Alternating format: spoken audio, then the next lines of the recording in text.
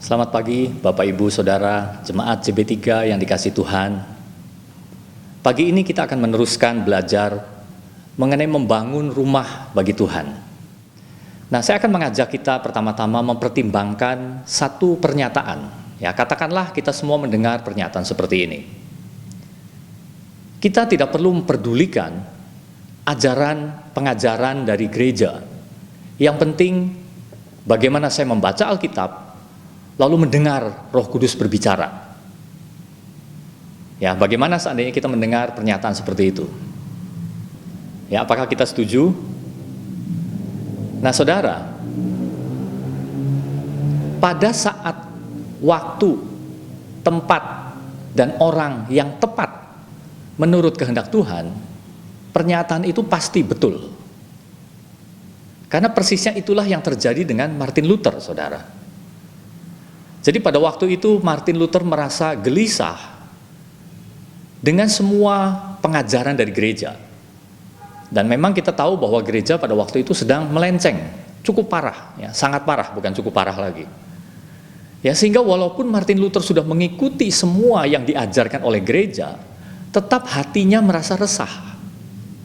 Sampai suatu ketika Roh Kudus berbicara di dalam hatinya dan mengingatkan dia akan satu teks dari Roma, bahwa orang benar akan hidup oleh iman. Nah, teks inilah yang seperti membawa pencerahan di dalam diri Martin Luther, menyalakan satu api di dalam dirinya, dan itu terus membesar. Dan kita semua tahu ceritanya dari sejarah gereja, bahwa akhirnya Martin Luther mencetuskan satu reformasi, dan akhirnya itu menjadi satu gerakan Protestan. Nah, walaupun orang bisa memandang bahwa itu gereja pecah, tetapi kita tahu bahwa itu cara Tuhan untuk memulihkan gerejanya, mengembalikan gereja di atas fondasi dasar yang benar, yaitu firman Tuhan itu sendiri, bukan ajaran-ajaran dari manusia. Nah, jadi pernyataan itu betul kalau diterapkan pada Martin Luther. Tetapi sekarang pertanyaannya, apakah itu berlaku untuk semua orang? Bolehkah kita mengatakan begitu? Tidak perlu doktrin dari gereja. Yang penting saya baca Alkitab, saya dengar Roh Kudus. Apakah itu berlaku untuk setiap orang, setiap waktu, setiap tempat, setiap zaman? Ya, jawabannya tidak, saudara. Nah, saya akan ajak kita membaca dari 1 Korintus 3 ayat 10. Ini satu ayat pokok kita. Sesuai dengan kasih karunia Allah yang dianugerahkan kepadaku, aku sebagai seorang ahli bangunan yang cakap telah meletakkan dasar, dan orang lain membangun terus di atasnya.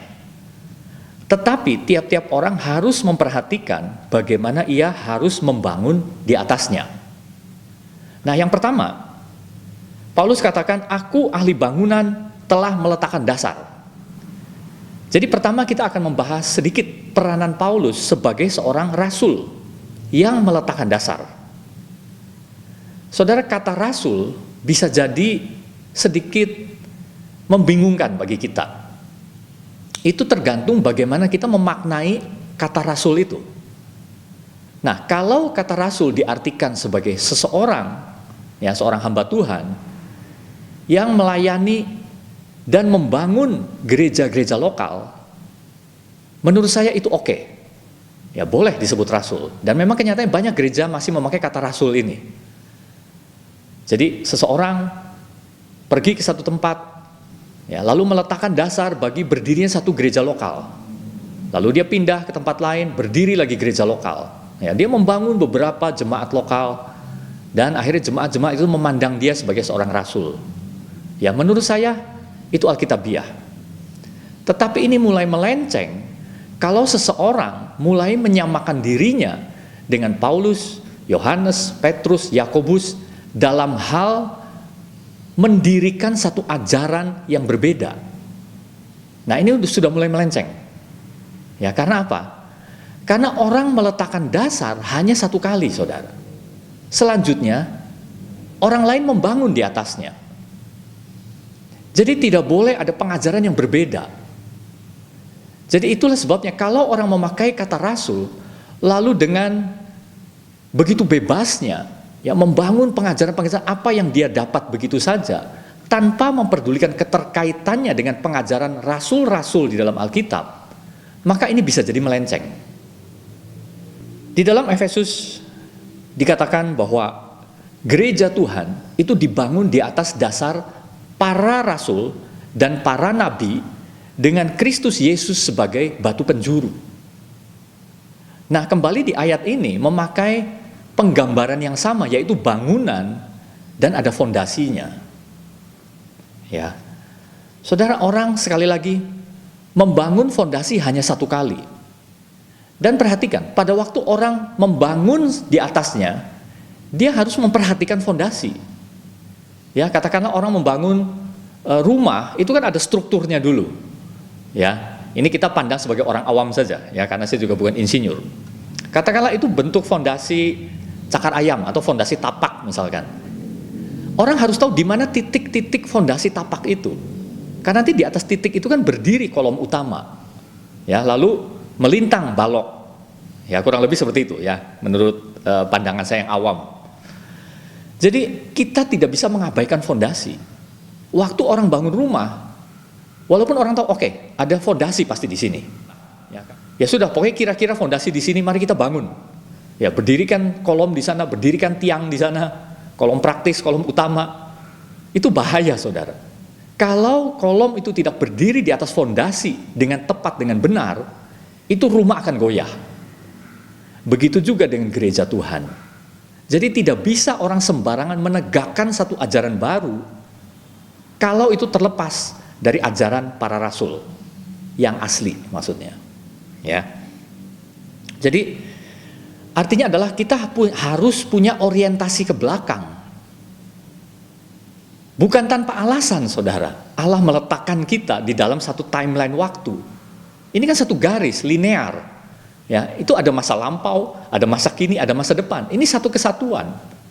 Jadi kita harus tracing ke belakang. Ya, lihat ke belakang, apakah masih mengait ini? Yang kita pelajari, yang kita renungkan, bahkan yang kita perjuangkan, yang menjadi keyakinan kita, apakah ini masih terkait, masih betul berdiri di atas dasar para rasul dan para nabi dengan Yesus sebagai batu penjuru. Karena setiap orang bisa menyebut nama Yesus lalu menerangkan Yesus itu dengan bebas sebenarnya. Tetapi Yesus yang kita kenal, yang kita sembah adalah Yesus yang dikatakan oleh Alkitab, Yesus yang diajarkan oleh para rasul, Yesus yang dinubuatkan oleh para nabi. Ya, bukan sembarang penyataan revelasi orang pada zaman modern yang terlepas, bukan. Ya, jadi bukan Yesus menurut persepsi masing-masing. Ya, bukan, sekali lagi.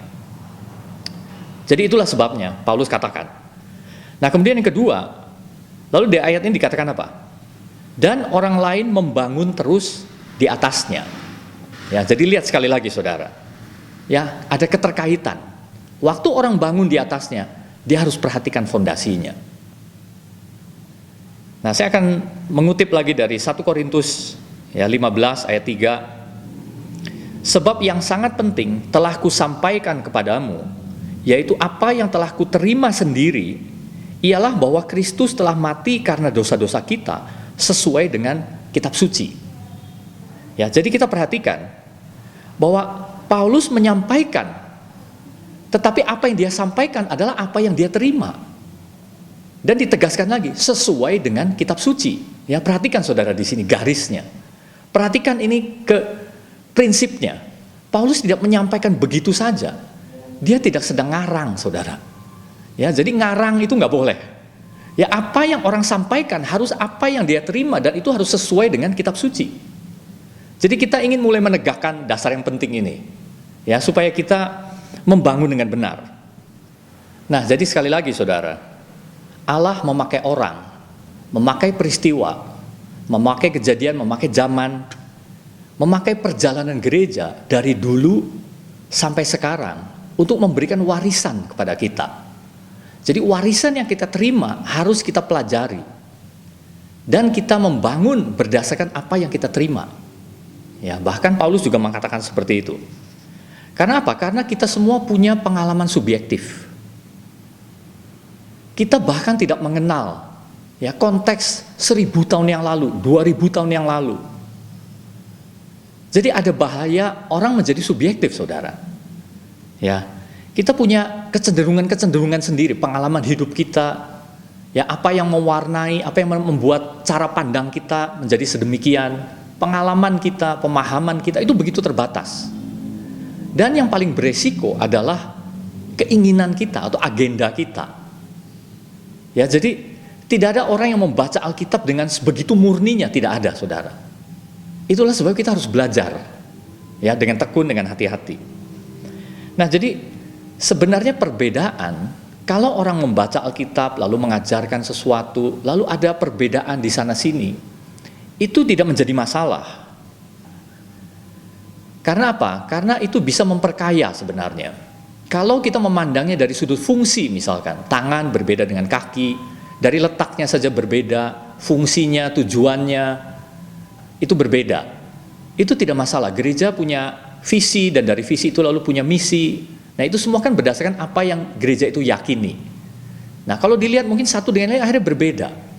Tidak masalah. Ya, ada perbedaan-perbedaan yang boleh kita terima, saudara. Nah, tetapi sebagai satu jemaat lokal, kita, satu rumah yang bernama JB3, seharusnya kita punya keyakinan-keyakinan yang sama. Ya, sama seperti satu keluarga, ya nilai-nilainya harus sama. Dia boleh melihat perbedaan nilai di keluarga yang lain. Kita boleh melihat bahwa gereja A, gereja B berbeda. Tapi kita satu rumah, selayaknya kita sama. Nah, misalkan, contoh saja, dalam hal bagaimana seorang pemimpin ditetapkan. Nah, kalau kita lihat gereja-gereja kan beda-beda. Ya, ada seorang pemimpin yang diangkat, ditentukan oleh sinodenya, oleh pusat. Nah, kita tidak seperti itu.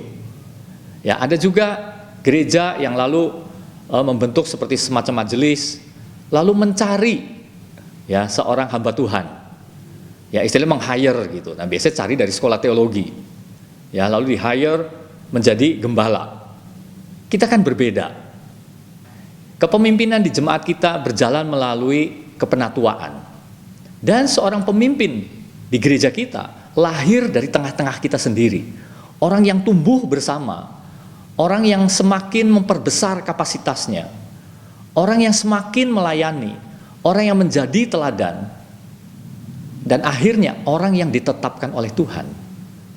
Ya, berdasarkan Tuhan berbicara kepada satu dewan penatua, katakanlah begitu. Ya, nah mungkin ini tidak semua gereja seperti ini. Ya, kita tidak terlalu peduli mengenai apakah dia punya gelar. Penting, tapi itu nomor sekian. Ini kan nilai-nilai yang berbeda. Nah, lalu saya juga ingin bahas mengenai perpuluhan. Saudara, kita semua punya nilai sejak jemaat ini berdiri, bahwa kita semua didorong untuk memberikan perpuluhan. Jadi ini bukan karena aturan, bukan juga karena kita mencari sah atau tidaknya, ya, tapi kita melihat prinsipnya. Lalu kita membangun satu nilai, satu kebiasaan yang baik dari situ. Nilai apakah yang menjadi dasar sehingga kita menganjurkan mengenai perpuluhan? Nilainya adalah masalah hati, saudara. Jadi memberikan perpuluhan bukan karena satu legalisme, karena aturan. Tetapi ini bicara mengenai hati kita sebagai anggota dari satu keluarga. Ya, jadi dari situlah ya saya ingin sampaikan hal ini. Kita semua bagian dari keluarga kita ini. Baik tidak baik, jauh dari sempurna keluarga kita ini, masih punya banyak kekurangan. Tapi kenyataan inilah keluarga kita, inilah rumah, inilah satu home bagi kita. Jadi saudara, sama seperti setiap rumah tangga selalu ada kebutuhan, demikian pula dengan jemaat kita ini. Kebutuhan selalu ada. Ada saudara kita yang di dalam kebutuhan yang besar. Ada beberapa saudara yang sakit misalkan, di dalam musibah, katakanlah seperti itu. Di dalam kondisi begitu terjepit. Nah, ini rumah kita. Lalu kita juga banyak melakukan hal yang keluar dari batas-batas keluarga kita sendiri. Saudara bisa lihat, ya, ada saudara kita yang punya hati untuk melakukan satu misi, ya, sehingga pindah dari kota Bandung. Saudara bisa lihat, ya, Puspa, bisa lihat rumah Ruth, bisa lihat Setara, Ada kebutuhan yang besar di sana, saudara. Jadi sekali lagi itu mencerminkan hati kita ya untuk keluarga ini, yang kebutuhannya bukan semata-mata untuk diri sendiri. Nah, lalu yang kedua, perpuluhan ini juga mencerminkan komitmen kita bagi rencana Allah. Alkitab katakan, segala sesuatu yang kamu lakukan untuk salah seorang dari saudaraku yang paling hina ini, kamu telah melakukannya untuk aku, Tuhan bilang. Jadi saudara, Tuhan tidak membutuhkan uang kita, tetapi Allah menyuruh kita untuk melihat sekeliling kita dan lakukan sesuatu.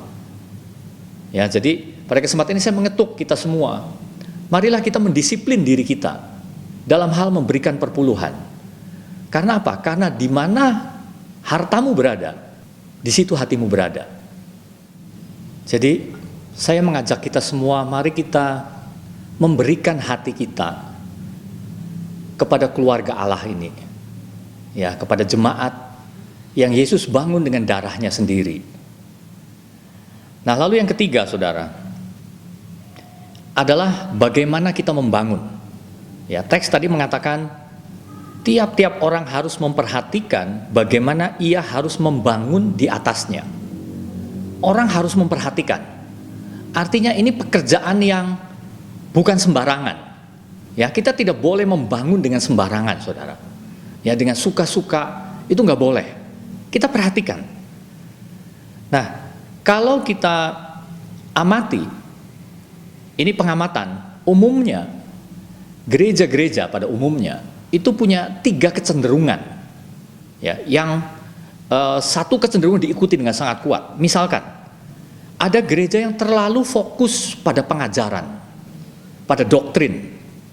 Nah, efek negatifnya adalah orang lalu sangat fokus sekali pada doktrin sehingga itu menjadi fokus satu-satunya dan yang lain tidak penting. Yang penting doktrinnya, jadi sangat doktrinal gitu. Ya, jadi kecenderungannya juga menuntut, ya, selalu menilai gereja lain juga harus sama. Ini doktrin yang benar. Ya, satu totalitarianisme gitu ya. Ini bahaya juga, tidak baik. Dan bahayanya lagi adalah gereja yang melulu sangat fokus pada pengajaran atau doktrin itu bisa mengarah pada yang namanya intelektualisme, ya. Jadi sangat menjunjung tinggi intelek gitu. Seolah-olah semua yang mengenai iman, mengenai hal-hal yang rohani itu harus bisa dijabarkan datanya menurut intelek kita. Ya, ini bahaya, saudara. Kita tidak ingin menjadi gereja yang fokusnya hanya melulu pada doktrin, pada ajaran. Nah, lalu yang kedua, ada juga gereja yang justru terlalu fokusnya pada praktek, pada serangkaian aktivitas, pada proyek-proyek, pada hal-hal yang harus terus dikerjakan. Jadi pengajaran tidak penting katanya. Yang penting adalah apa yang kita harus lakukan. Ya, sebenarnya itu prinsip yang benar, saudara.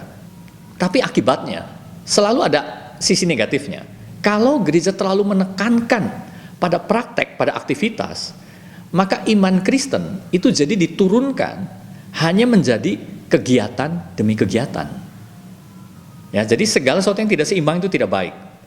Jadi bahkan kerohanian juga diukur dari tindakannya. Jadi orang kalau tidak lakukan, ini berarti rohaninya rendah. Orang yang banyak sekali sibuk lakukan ini itu, rohaninya bagus. Ya. Nah, lalu yang ketiga, itu terlalu fokus pada patos. Ya, ini satu kata patos. Patos itu sebenarnya artinya perasaan, ya, atau emosi, saudara. Jadi efek negatif kalau satu gereja menekankan sekali pada apa yang dia rasa, apa yang dia alami, maka unsur emosi itu menjadi panggung utama. Jadi datar tidak boleh, harus selalu heboh, harus selalu ada pengalaman baru. Ya, jadi akibatnya gereja yang seperti itu selalu mengejar pengalaman-pengalaman baru. Tuhan harus lakukan sesuatu, saya harus mengalami sesuatu. Ya, jadi tidak perlu pengajaran, tidak terlalu penting kita lakukan A, lakukan B. Yang penting adalah apa yang saya alami bersama Tuhan. Ya, jadi lihat, Dari setiap fokus pasti ada kebenarannya. Tapi kalau itu terlalu ditekankan menjadi satu-satunya, akhirnya jadi salah. Karena gereja yang terlalu fokus pada patos ini, akhirnya fokusnya adalah yang penting apa yang bisa membuat saya merasa lebih baik, gitu. Feeling good, gitu ya. Feel good, itu yang penting. Ya, pengajaran tidak penting, itu intelektualisme. Ya, lalu praktek tidak penting, itu hanya aktivitas, hanya bentuk. Jadi kita lihat, ya banyak kelemahannya. Nah, kita harus imbang, saudara. Ya, dari 3 unsur. Kalau memang 3 unsur ini menjadi warna-warna dominan bagi gereja-gereja umumnya, bagaimana kita meramu ketiganya dengan seimbang? Tentu saja tidak bisa sempurna. Tetapi janganlah satu diabaikan, 2 diabaikan, dan hanya 1 yang diutamakan. Ya, 3-tiganya harus sama. Nah, jadi kesimpulannya, saudara, rumah kita ini, keluarga kita ini, memang tidak sempurna. Ya, tidak bisa menjadi sempurna bahkan sebelum Yesus datang kedua kali. Tapi kita harus belajar apa yang kurang, apa yang kita perlu bangun, apa yang perlu tumbuh. Ya, dan kita bekerja di situ, kita belajar di situ.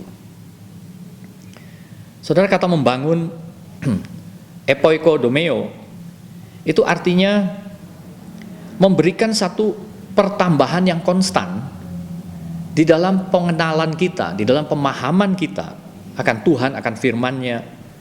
Dan dengan begitu maka hidup kita juga selalu sesuai dengan apa yang kita pahami. Ya, jadi ini hal yang berjalan bersama-sama. Satu memang adanya di ranah apa yang kita kenal, apa yang kita pahami. Tapi itu juga harus tercermin di dalam hidup kita, di dalam hidup gereja kita. Ya. Itulah sebabnya kepada Timotius Paulus mengatakan, awasilah dirimu sendiri dan awasilah ajaranmu. Ini memang sesuatu yang harus kita awasi. Apa yang kita pelajari harus kita awasi, saudara. Amin.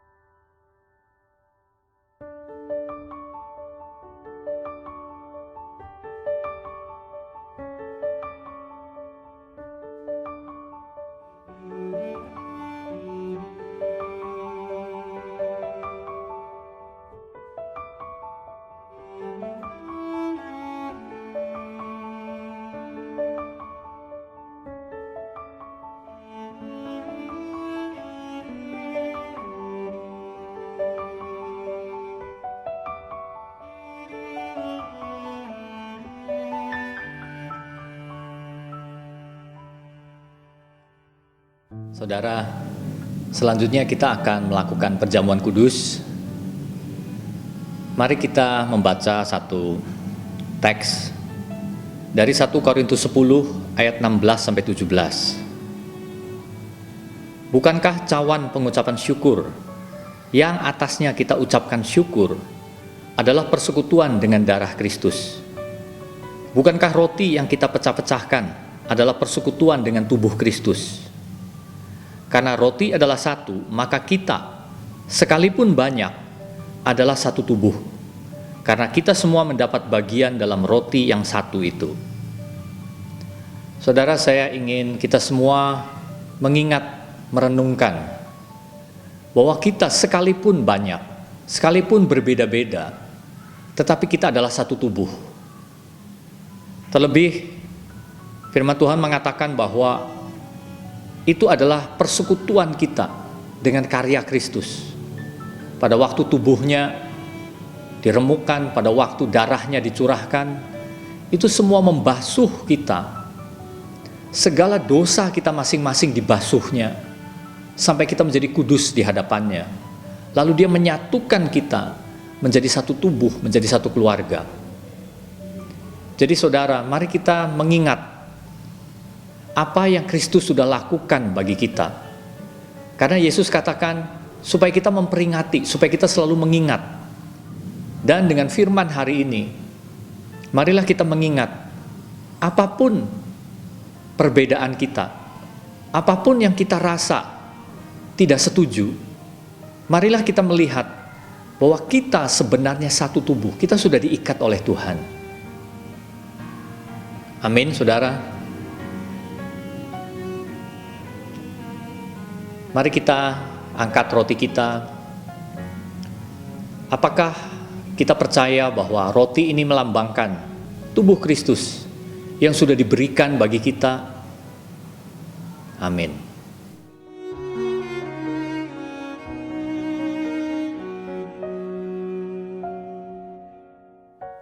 Mari kita angkat cawan kita. Apakah kita percaya bahwa anggur ini melambangkan darah Yesus yang sudah dicurahkan bagi kita, membasuh semua dosa kita dan menjadikan kita benar kudus di hadapan Allah? Amin.